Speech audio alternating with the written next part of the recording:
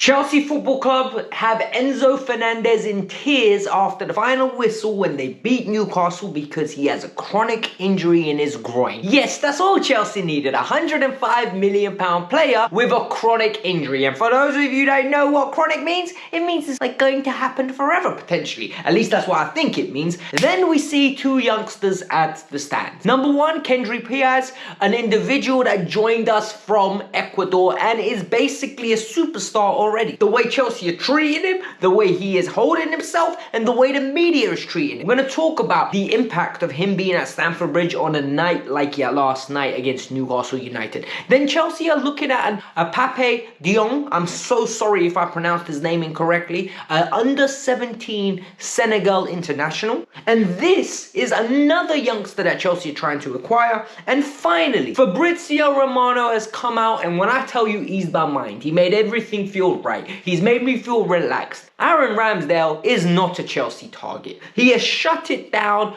once and for all, and he's going to explain why, and why all of you should be very happy. And that's coming from me. Let's get into it. Let's break the video down. I need you lot to hit me a like button. I want to get 1,000 likes on this video. It's the best way for other people to find it. Subscribe if you love Chelsea content, because it's the best place to come and get all your information in all one swoop. And yes, I got a haircut because I was starting to look like a werewolf. The beard was out of control. The sides were at a level 6, and I don't even know if the clippers can go that high. Let's get into it. Let's break this down. Let's start with the big. Enzo Fernandez is injured, and this is something I did not want to hear. We have got to talk about Enzo Fernandez in multiple facets. We're going to start off with the injury, we're going to talk about his tears, and then we're going to talk about what happened yesterday on the pitch, because I think we have a genuine problem, and it's a problem, in my opinion, if it doesn't get resolved, could cost Pochettino his job. It is not me being hyperbolic, it is me being genuinely serious and me being realistic. Let's start with it. Number one.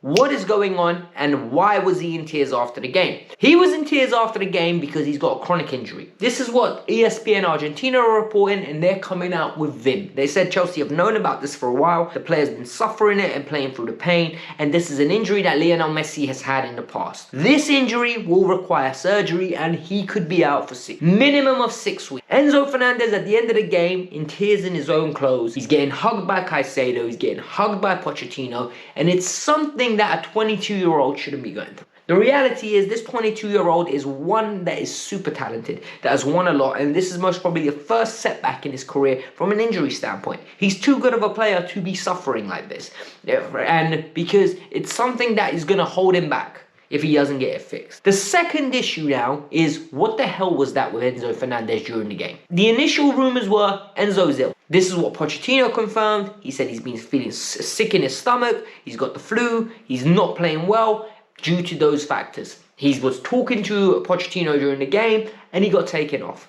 I think while all of those factors are massive, I think we're ignoring the elephant in the room. Enzo is not a 10. And I think the minute we start to use Enzo Fernandez as a 10, you're not utilizing Enzo Fernandez to what he should be. Enzo is a deep line playmaker. Enzo is an upgrade on Jorginho.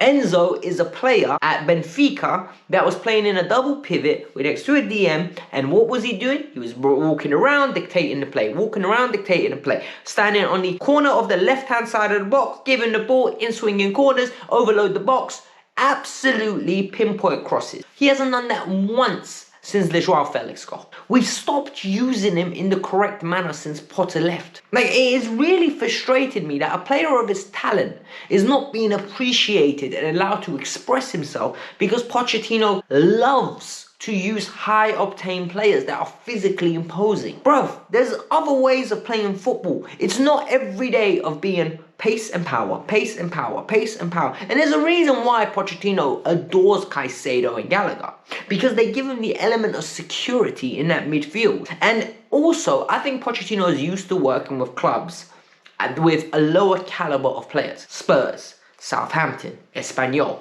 And hence why, in my opinion, he struggled at PSG. I'm not saying sack Pochettino right now, by the way. I don't think that is the solution. But I do think Pochettino needs to buck his ideas up and try to evolve as a manager a little bit. Purely based on the fact that these owners are not going to appreciate a £105 million asset, A, performing poorly, and B, not performing in his correct position. All it's going to take is a phone from Enzo's agent. I'll even reenact it right now. Hola, Todd. ¿Cómo estás? Bien, bien. I need to talk to you. Reality is, you paid a lot of money to get my friend here. And now, this Pochettino is not doing his job. Yeah? Get rid of him. This pendejo needs to go. It's unacceptable. That is literally what's going to happen. And then, Todd's going to have a decision to make. Pochettino or Enzo? Which one's harder to get rid of? I tell you right now, it'll be Pochettino. Pochettino needs to find a way to get Enzo back into that double pivot and put Connor on the left or the right of him. You want to play Connor? Fine, be my guest, play Connor.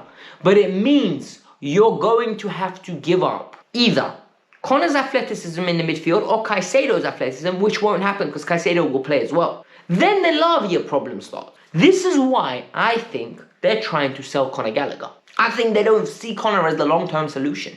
I think they view Connor as, let's cash in right now. We've got a replacement in Caicedo for Connor. I don't know whether this is the right thing to do. I personally think Connor off the bench is phenomenal. Connor starting in certain games is phenomenal. I think we should encourage competition rather than discourage it. But I also think Connor's not being utilised in the right position. I think Caicedo's not being utilised in the correct position. And I think Enzo's not being utilised in the correct position. And all of a sudden, we're scraping win, but we're not planning for the future. And we have to. And if we do that, we'll be fine. Because this squad is a good squad. There is a lot of talent, especially in that midfield and defence. There is a lot of talent in every department in defence and midfield. Forward line, we can argue that, you know what, we're very basic, right? Very, very basic.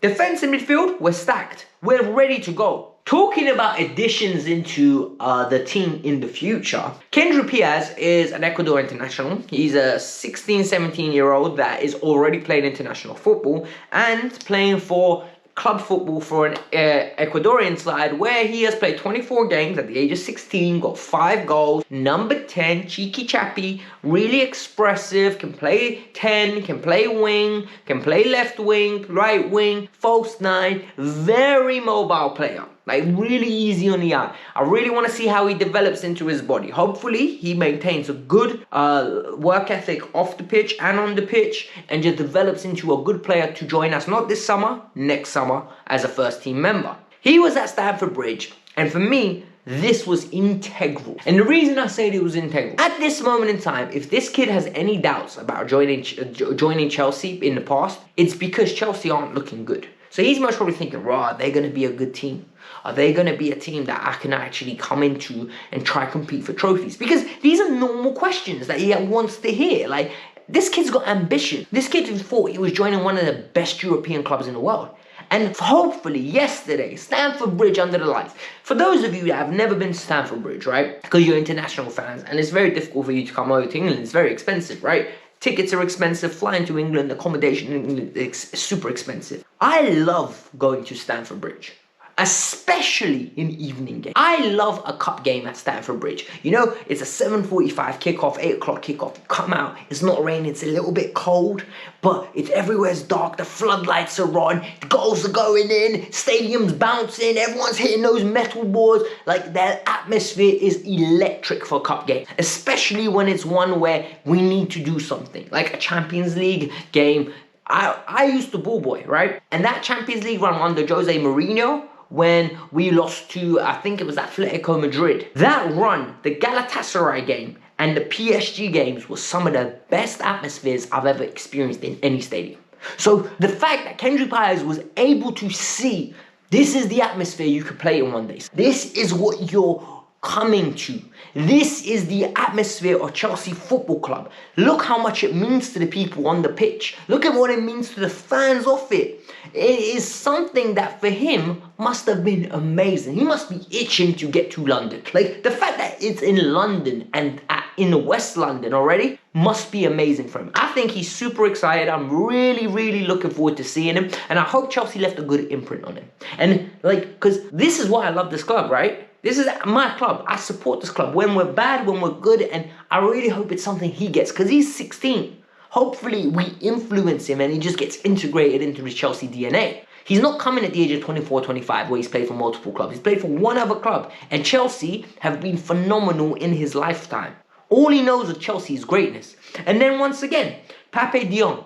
I'm so sorry if I'm pronouncing his name wrong. Under 17 Senegalese international. This kid looks set to be joining Chelsea in June 2024. He was up there with Kendry and Igbali, and he was smiling. He was pictured really happy. And you could see this kid, we don't know much about him. I don't know anything about him. But this is the type of acquisitions I thought they were going to be doing when they said we're going to be buying a lot of young players. I thought it would be 15, 16-year-olds. I genuinely thought it would be what Chelsea were doing with young English talent under Marina.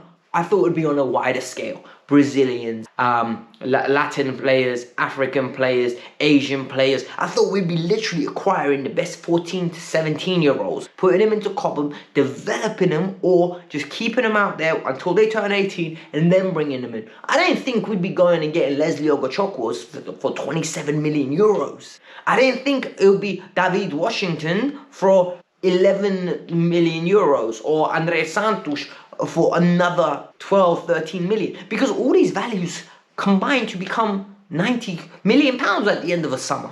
Like, it's crazy values. I thought we'd be going after like the 15, 14-year-olds, but it looks like Chelsea are taking a different approach. It's exciting, but please don't neglect the first team. The first team is the draw, and this is what needs to be remembered. The final story is about Aaron Ramsdale. Aaron Ramsdale looks set to not be joining Chelsea. Fabrizio Romano has come out and said he's not even on Chelsea's short. Chelsea are not looking at this player. This player is not somebody that's on Chelsea's agenda. Chelsea Football Club are very happy with Robert Sanchez, and they're very happy with Petrovic. I think it's Petrovic. I need to know his name, man. Like, we've signed so many players that it's very complicated to remember all these names. But this individual has come in. He's 6'4". He's a massive in goal. And what I like about him is, so far, 2 games, I don't even know if he's good or not. We haven't made him do any work. All I know is he can save a penalty, and he's a penalty specialist because the commentator told me. Other than that, I've got no clue whether he can collect crosses, whether he's a solid shot stopper, whether he's a complete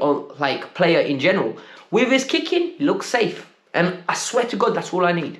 I don't need no Edison or Allison or Neuer. I really don't need that. I just need somebody that is safe, got the ball, basic pass, everyone split out, a clear it. I don't need you to be absolute star-lord. Like, I don't need you to be Quinn from Guardian of the Galaxies, or like flying around and making unbelievable saves. I don't need you to be Thor. I just need you to be consistent, right? I need you slow and steady. I need Natasha Romanoff, man. Every film, she has a good role. We know what we're getting from a nice role. I need a consistency of excellent films.